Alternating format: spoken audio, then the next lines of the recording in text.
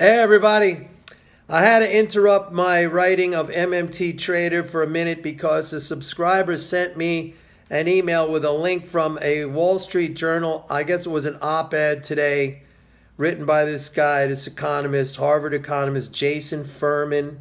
Harvard economists should tip you off right there that whatever is going to be said, whatever is going to be stated is going to be completely out of paradigm and not applicable to our current monetary system and the reality of our monetary system.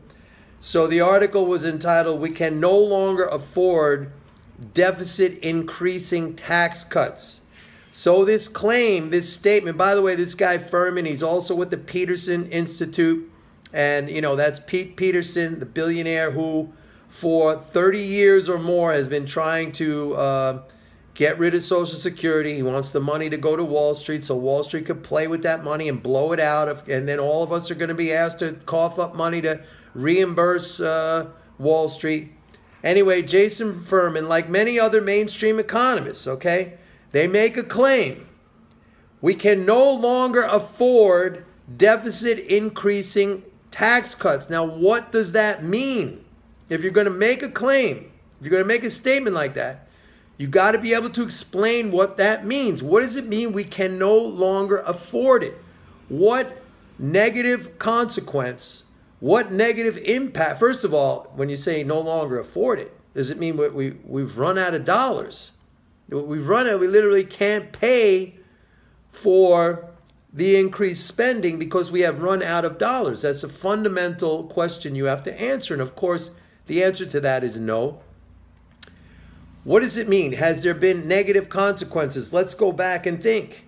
When Ronald Reagan took office in 1980, the debt, and this Furman guy is claiming that one of the reasons we can't afford it is because it's adding to the debt. But again, he doesn't give any reason why that is bad or that might be bad. When Reagan took office, the debt was $800 billion, 1/25 of what it is right now, and interest rates were 20%. Now interest rates are 1.25%, and they're only 1.25% because the Fed pushed them up to 1.25 from zero. All right, they'd still be zero if the Fed wanted them at zero. Period. How about inflation? Inflation was running 15 to 17% in 1980. Now it's under 2%. And again, the debt has increased 25-fold. The economy. How about the economy? I think the economy was maybe a 6 trillion economy at Reagan, if that. What's it now? An 18 or 19 trillion economy? Okay, so the economy has grown 300% in size, and that's the output of goods and services. So, but here's this claim that is thrown out there all the time.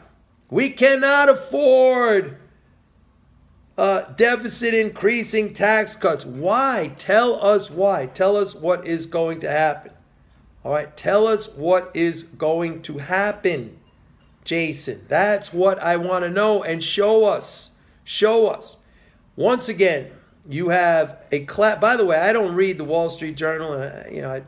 You shouldn't read the Wall Street Journal unless you want to read it just for fun, to poke fun at it, because the Wall Street Journal is a rag sheet. It's a propaganda sheet. I don't think it has ever been correct in its understanding of economics, but it certainly hasn't been correct since Murdoch bought it, Rupert Murdoch, and it's part of News Corporation.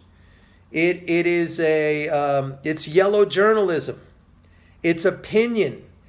It is dogma. You know what dogma is? That's stating opinion as if it is fact. It is not fact.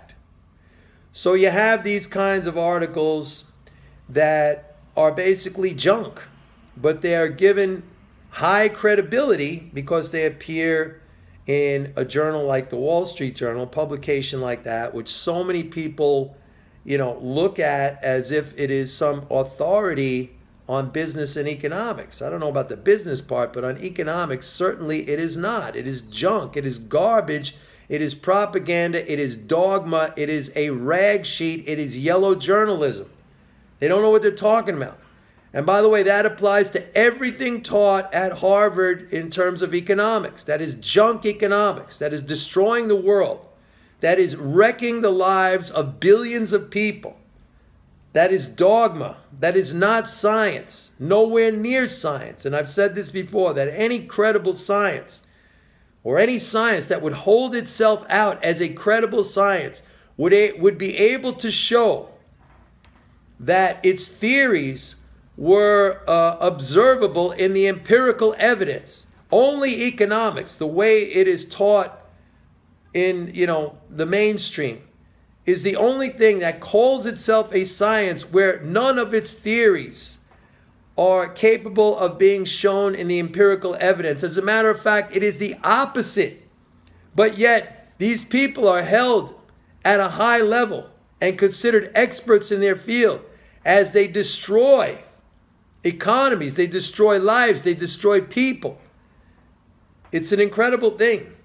And it goes on and on and on, and it persists. And nobody's able to do anything about it. I try, and there's other people who try, not a lot of us, the MMT community. I certainly try. But that's another example. So I had to make this video because it makes me mad. It makes me angry. Yeah, it does. All right, everybody, I got to get back to work. See you later. Bye-bye.